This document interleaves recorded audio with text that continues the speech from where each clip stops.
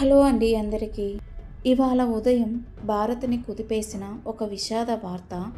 అహ్మదాబాద్ నుండి లండన్కి వెళ్తున్న air India విమానం టేకాఫ్ అయిన 5 నిమిషాలకే ప్రమాదానికి గురయ్యింది. ఈ విమానంలో మొత్తం 242 మంది ఉన్నారు.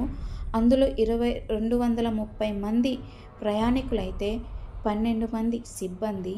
టేకాఫ్ తర్వాత పైలట్ మేడే అని అత్యవసర సంకేతాన్ని ఇచ్చారు.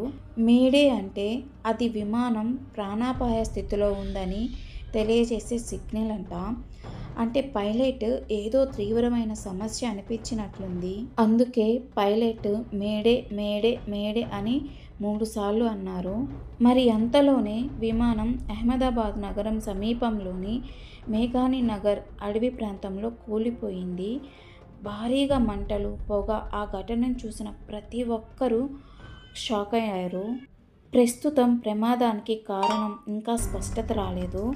కానీ ఫస్ట్ రిపోర్ట్ ప్రకారం సాంకేతిక లోపం లేదా ఇంధనం సమస్య కారణమై ఉండొచ్చు. డీజీసీఏ మరియు ఏఏఐబీ విచారణ ప్రారంభించాయి. బ్లాక్ బాక్స్ ద్వారా అసలు ఏం జరిగిందో తెలుసుకోనున్నారు.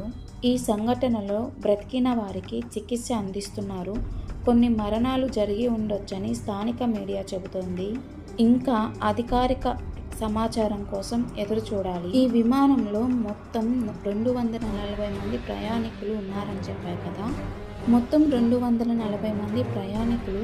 అందులో 169 మంది ఇండియన్స్, 53 మంది బ్రిటిషియన్లు, 7 మంది పోర్చుగీసులు, 1 కెనడియన్ ఉన్నారు.